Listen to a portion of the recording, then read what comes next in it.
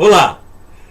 Hoje eu vou te convidar para acompanhar um raciocínio e por esse motivo eu preciso que você tenha um pouquinho mais de paciência do que o tradicional. Por quê? Porque se você não acompanhar esse raciocínio, você não vai entender o porquê é que eu sou contra uma determinada possibilidade ou não. Através de uma demonstração de exemplos, tá certo que eu vou exagerar um pouquinho para que você possa entender com maior facilidade. Provavelmente você vai concordar comigo. Imagine que existe um mundo assim. Existem leis, mas apesar das leis não existe polícia. Portanto, não existe pessoas para irem lá e te dizer que você está infringindo as leis. E uma vez que não exista pessoas para dizer que você está infringindo as leis, não tem nenhum tipo de punição, porque você não vai ser nunca pego. E uma vez que você nunca seja pego, você vai fazer aquilo que você bem entender. Você concorda comigo? Agora vamos imaginar um pouquinho mais profundo. Além de não existir polícia, não existem as leis. Porque se não existirem as leis que foram criadas pelo Estado, por uma organização social, não existe uma consciência errada ou certa. Cada indivíduo é obrigado a ter a própria consciência para dizer se ele deve fazer uma coisa certa ou não, e se o que ele está fazendo é certo ou não. Somente a pessoa tem o direito de dizer se o que ela faz é certo ou errado. Imagine que além de não existir a polícia, não existir as leis, também não existem os tribunais. Portanto, apesar de você fazer coisas erradas e fazer coisas que as outras pessoas não concordam, se as outras pessoas não concordam, elas jamais poderiam levar você a um determinado tribunal, porque você não poderia ser punido. Afinal de contas, o seu direito individual está superando e está colocado sobre absolutamente todos os direitos coletivos. O que significa dizer que eu, como ser individual, posso fazer absolutamente tudo o que eu desejar. Imagine se, além de não existir nem a polícia para prender, nem as leis, muito menos um juiz ou um tribunal para te condenar, existam pessoas que pensem exatamente daquela forma que eu falei. Se eu penso, logo existo, portanto eu sei muito bem o que é certo e o que é errado.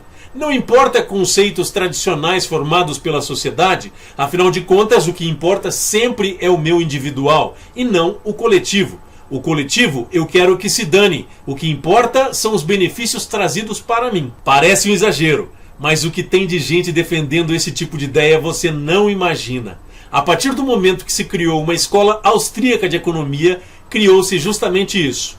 O indivíduo sabe o que é certo e errado, e por saber o que é certo e errado, porque ele é naturalmente ético, todo mundo sabe se deve afetar uma outra pessoa ou não, portanto, ele sabe o que deve ser importante para ele. E por saber o que é importante para ele, ao tomar decisões que sejam importantes para ele, ele automaticamente está tomando decisões que para toda a sociedade virá a ser considerada certa, porque ele individualmente, sem querer, faz com que todas as ações dele sejam certas, mesmo ele fazendo coisas erradas. Então vamos tentar explicar.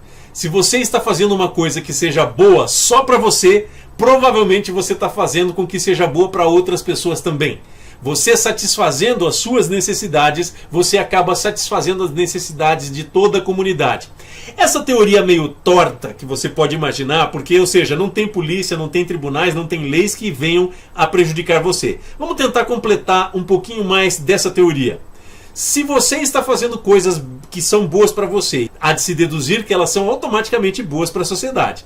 Então, fazendo coisas boas para você, como por exemplo, receber propinas, como por exemplo, vender drogas, como por exemplo, roubar uma pessoa, então isso é automaticamente, você está fazendo bem para você e teoricamente essas coisas serão boas para a sociedade, porque você só está tentando abastecer o seu eu, que é muito mais importante do que o direito do outro de ter dinheiro.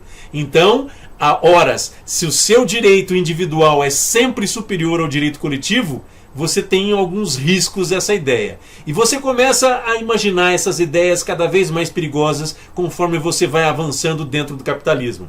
Se você for estudar a história das pessoas que criaram essa ideologia, essa baboseira, essas coisas que a grande maioria, vamos dizer, a escola austríaca, 95% dela é lixo. extremamente lixo. Falando seriamente, qualquer economista, qualquer teórico a respeito de economia, você consegue encontrar muitas coisas boas e por isso você consegue tirar muita coisa boa daqui ou dali, mas você não consegue tirar 100% das ideias de um determinado economista ou sociólogo ou filósofo dizendo que ele está 100% certo. Isso aconteceu absolutamente em toda a história da humanidade com todos os autores. Não dá para dizer que Marx estava 100% certo, não dá para dizer que Adam Smith estava 100% certo, não dá para dizer que David Ricardo estava 100% certo. Portanto, a economia nada mais fez do que pegar um pouquinho daqui, um pouquinho dali, um pouquinho dali e construir todo um cabedal intelectual, todo um conhecimento que a economia nada mais é do que a soma de todas as partes. Você não pode simplesmente achar que Marx está separado dos conhecimentos econômicos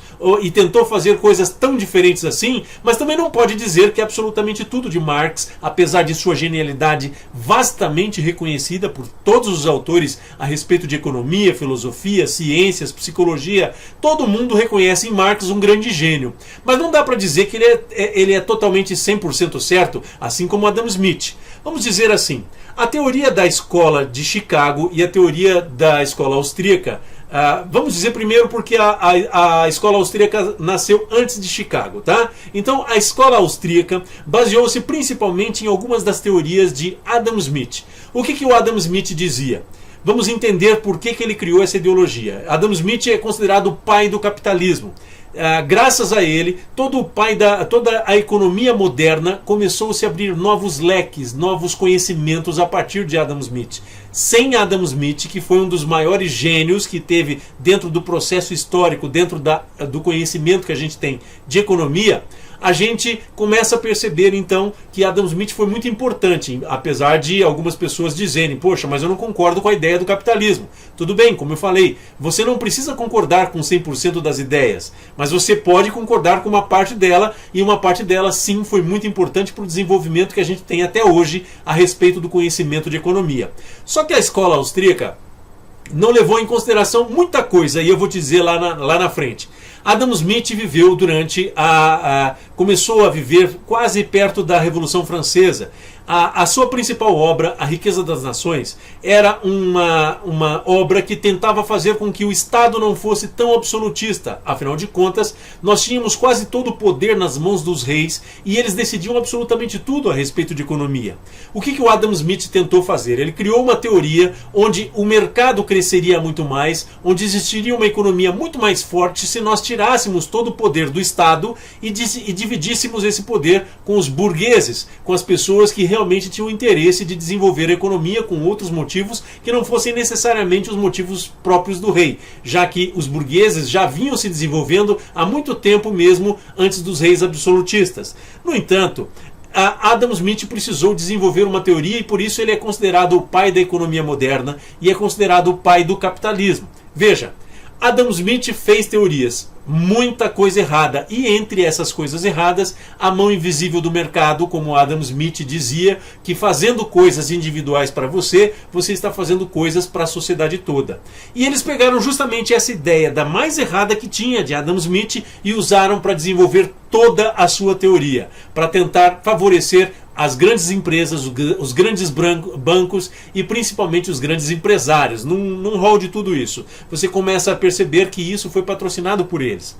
Veja, a administração de empresas, a economia, veio sendo desenvolvida há 400 anos antes de Cristo. Portanto, todo o conhecimento econômico vem da humanidade, de todo o conhecimento da história, de todo o conhecimento do que se pratica, do que os países faziam no mundo inteiro a respeito de economia, medidas aqui e acolá que foram certas ou erradas, e somente a história e o estudo da história poderiam criar ferramentas para que você desenvolvesse ferramentas necessárias para não deixar seu país ir para o buraco, deixar o seu país falir. Então, os conhecimentos econômicos foram baseados teoricamente em tudo isso. A escola austríaca se revoltou e falou: tudo até aqui está errado.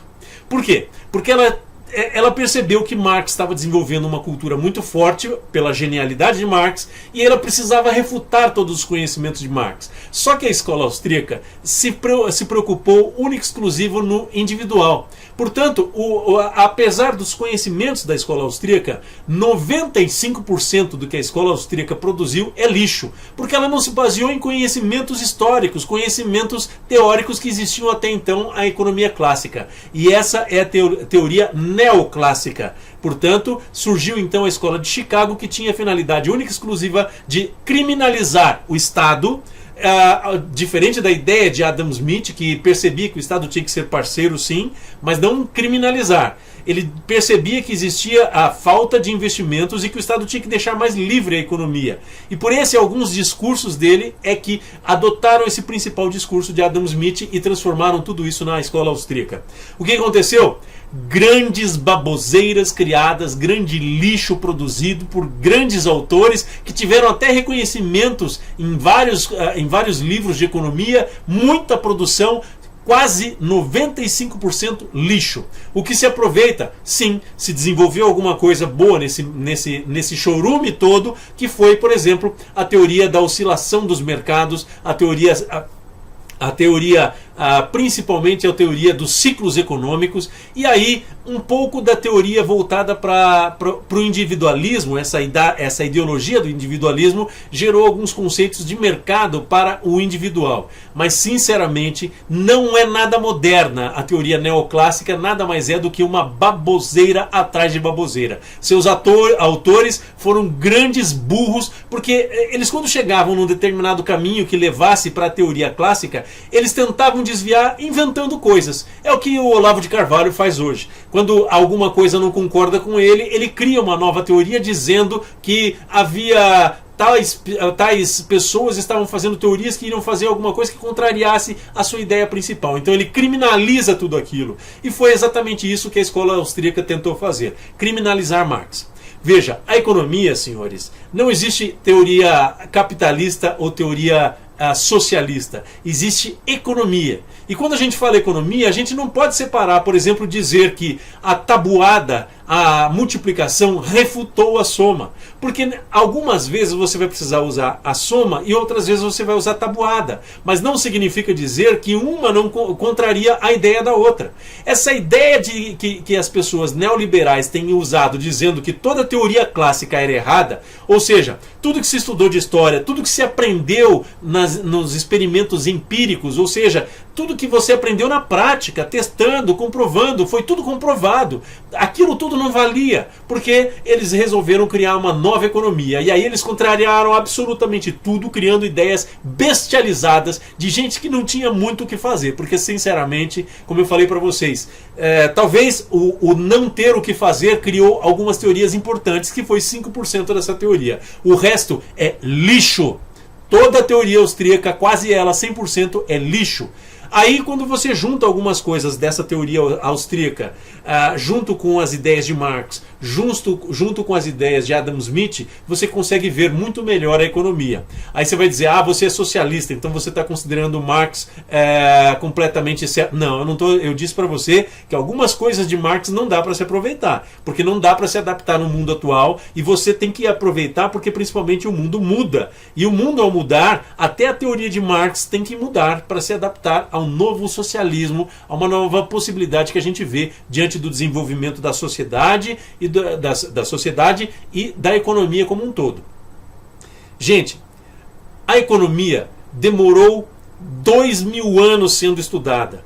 Foi comparada, foi testada e descobriram o que tinha de errado. Se você não entendeu o que foi, por que ela deu errado, essa teoria, talvez mais tarde todo mundo vai dizer assim, mas a teoria é errada, totalmente errada, se deu errado lá em 400 anos antes de Cristo. Sim, 400 anos antes de Cristo. Você estudou a história para saber por que ela deu errada naquele momento? Então você me desculpe, se você não estudou isso, que é o que a teoria austríaca prega, que deve ser esquecido. A teoria dizer que tem que estudar o empirismo, tudo que foi praticado não serve para mais nada, o que vale é o que está dentro da sua cabeça, o que as duas pulgas estão te dizendo. Me desculpe, mas quem baseia seus conhecimentos em economia baseado nesse tipo de conhecimento é um maluco, é uma pessoa que não entende muito a respeito de de lógica. E aí, por que também a teoria austríaca tentou se desvencilhar da teoria clássica? Porque não tinha uma forma matemática de comprovar isso. Toda a teoria de economia veio baseada em cima de teorias matemáticas. A engenharia é craque em matemática e por esse motivo ela tem facilidades para entender muitos conhecimentos econômicos. E por esse motivo, quando você não consegue comprovar matematicamente uma teoria de um determinado sociopata que inventa uma teoria nova, dizendo que todas as outras não valem, mas a dela vale, então ele está dizendo que não dá para ser comprovado cientificamente, matematicamente. E por isso se diz que a teoria austríaca não é científica, porque ela não consegue comprovar aquilo que ela diz. Os discursos dela nunca são comprovados, sempre dão furos, sempre estão erradas, salvo algumas coisinhas desses 5% da teoria, dessa lixarada toda que foi produzida. Portanto, senhores, quero dizer uma coisa para vocês. Escola de Chicago, trazendo ideias neoliberais, das teorias neoclássicas, que é quase 100% lixo. Basear isso no crescimento do Brasil é simplesmente uma ignorância das piores possíveis, principalmente ao se saber que o Brasil está em crise. E usar teorias neoclássicas, elas até podem se encaixar dentro do conhecimento de economia geral, se você tiver com o país andando, fazendo com que o país esteja em plena ascensão, pleno crescimento. Caso contrário, tentar aplicar teorias neoliberais aqui dentro com um país em crise é pedir para o Brasil afundar. É pedir para que nós entremos numa crise, assim como a Argentina já está provando, assim como vários países da Europa já comprovaram isso. Mas aí os caras da escola de Chicago, os caras da escola da escola austríaca dizem que tudo isso é errado, porque a teoria deles é que está certa. Aquela teoria que só dá errado é que está certa, você compreendeu? Aquela teoria que não pode ser comprovada na matemática é que está certa. Então, eles ignoram 2000 anos de conhecimento, de desenvolvimento da história, de desenvolvimento das técnicas administrativas, técnicas econômicas, para dizer que a teoria deles é que vale. Dane-se todos os 2000 anos, o que vale sou eu. Ah, mas como é que você sabe que vale? Você não estudou nenhuma das teorias clássicas. Não, mas os caras da escola de Chicago, os caras da escola austríaca, diziam que não precisa estudar. Você só precisa entender da teoria austríaca. Você não precisa estudar as outras economias. E é aí que está o grande erro.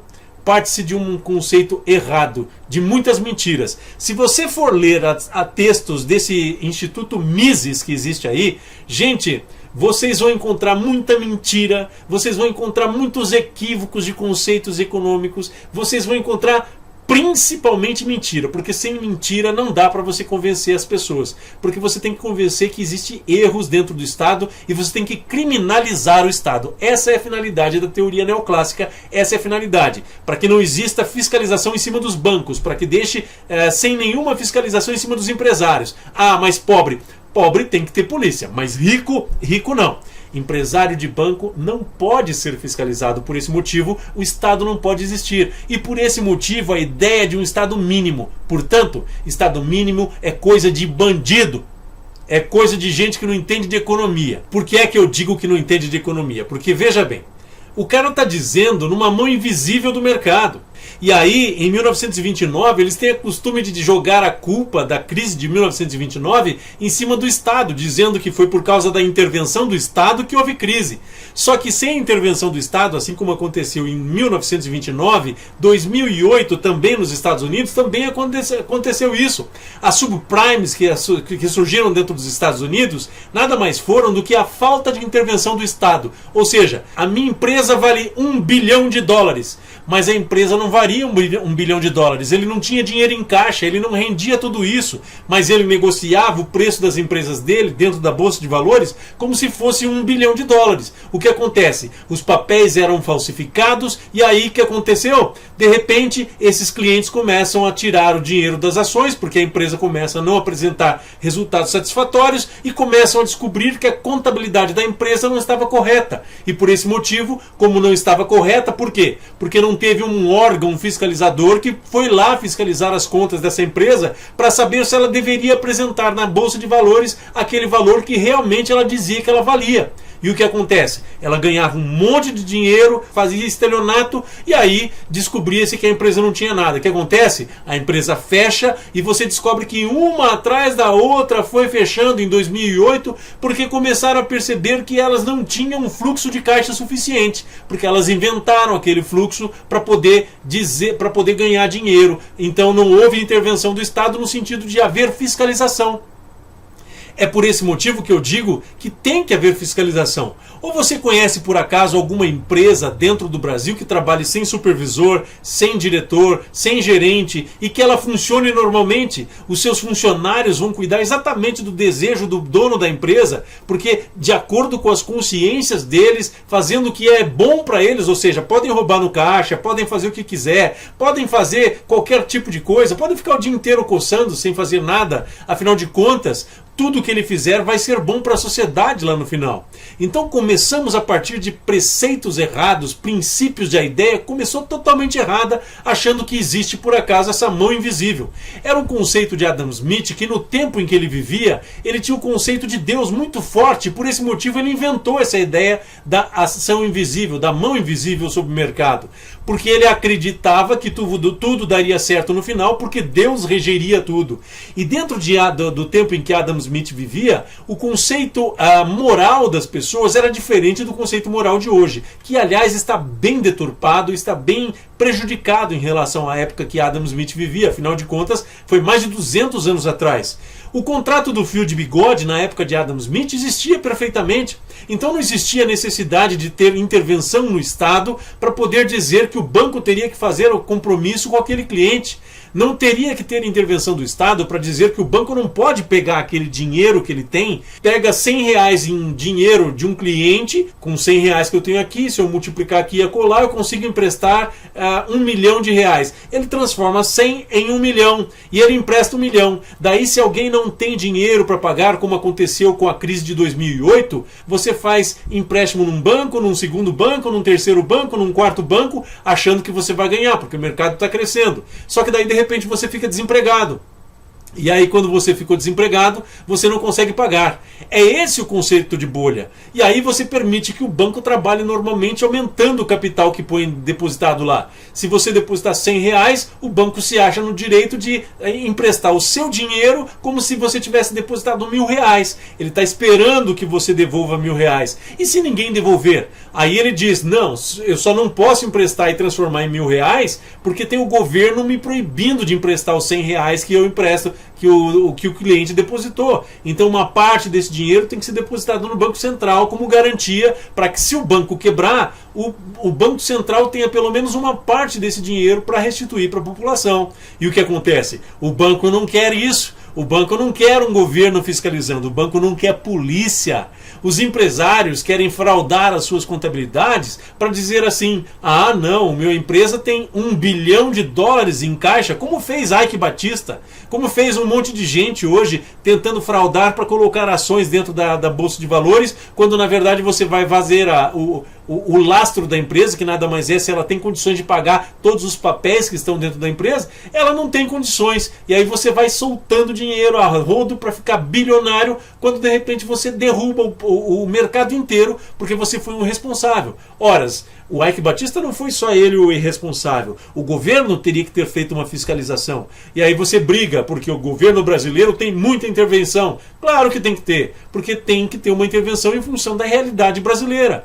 Nem todos os empresários são pilantras, fazem as coisas erradas. Pelo contrário, diria que 10% desses empresários estão fazendo coisa errada, se for 10%. Porque é muita gente fazendo a coisa certa e pensando em fazer a coisa certa. Mas se não houver intervenção do Estado, projeto um país que não tem administração, que não faz a correção do rumo, que não sabe onde quer chegar, não chega a lugar nenhum. Como é que você acha que o Japão chegou a ser um dos países mais desenvolvidos do mundo, com a pobreza que reinava no Japão pós-guerra, com aquele bombardeio feroz que houve dentro do Japão? Como é que o Japão conseguiria chegar a um dos países mais desenvolvidos do mundo se não fosse planejamento, se não fosse foco, e sabendo que se ele se desviasse daquele planejamento, ele não conseguiria chegar lá? Por esse motivo, quando ele percebeu algum desvio, ele vai lá e corrige. Quando ele percebe que tem alguma coisa de custo mais alto do que ele pensava, ele vai lá e corrige, porque aí ele tem que reduzir o custo aqui, para chegar lá no fundo com aquele custo e aquele objetivo que ele estava planejando. Não existe empresa sem administração. Então dizer que existe Estado, existe governo sem interferência, é sinal que o governo não sabe onde quer chegar.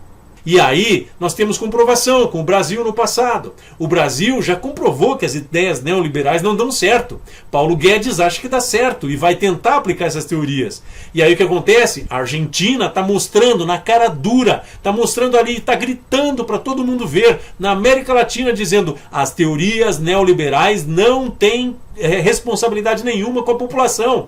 As teorias neoliberais afundam com os países. Quando é que isso funcionou? Desde que interrompemos a ditadura militar, nós temos colocado teorias neoliberais no Brasil. Os próprios militares aplicaram teorias baseadas nesses conceitos aí, mesmo antes de se sair escola de Chicago, mesmo antes de tudo. Apesar disso, algumas contradições, principalmente no tamanho do Estado brasileiro, que foi criado pelos militares. Porque a teoria neoclássica, a teoria liberal, a teoria neoliberal, ela diz que tem que haver privatizações, não pode ficar nada na mão do Estado.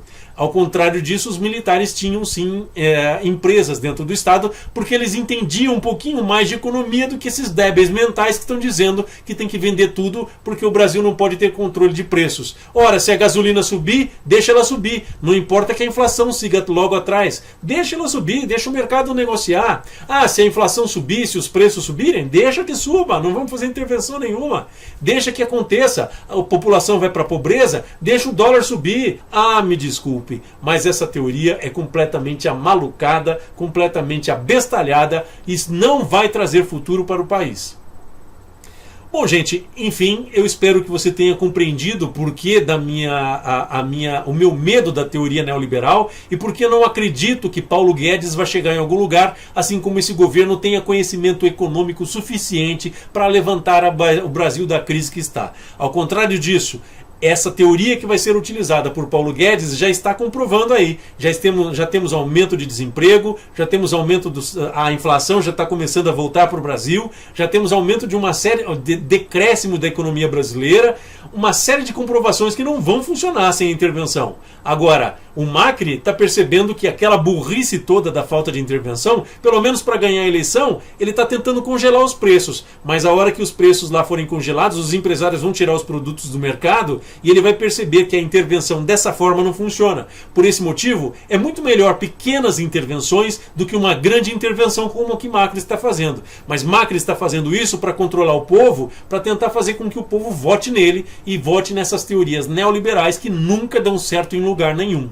Porque elas não são matemáticas, elas não são científicas e nunca podem ser comprovadas. E para poder comprovar alguma coisa, eles usam de mentira. E é isso que Paulo Guedes tem feito. Mentira atrás de mentira. Não serve para mim. Gente desonesta, nós já estamos cheios. Portanto, deixar Paulo Guedes mentir na cara dura para todos nós, dizendo que vai criar emprego quando ele afundar a economia brasileira, quando ele tirar a aposentadoria da população, quando ele tirar o poder de compra da população e o poder de reação, quando ele conseguir reduzir o Estado ao mínimo possível, ao ponto de o Estado não ter dinheiro para conseguir reagir quando ele precisar controlar alguma coisa, porque se o Estado não deixou no mínimo, ele não vai ter arrecadação de impostos. E se ele não tem arrecadação de impostos, ele não tem dinheiro para reagir quando ele precisar reagir em algum momento. E aí o que acontece? Caos total. Senhores, espero que vocês tenham gostado desse vídeo. Eu peço para vocês que compartilhem nossos vídeos, que curtam, que se inscrevam no canal, que cliquem no sininho para que a gente possa cada vez mais ser cotado dentro do YouTube, para que nossas audiências cheguem cada vez mais alto e nós possamos finalmente dezumbizar o Brasil. Até o próximo vídeo.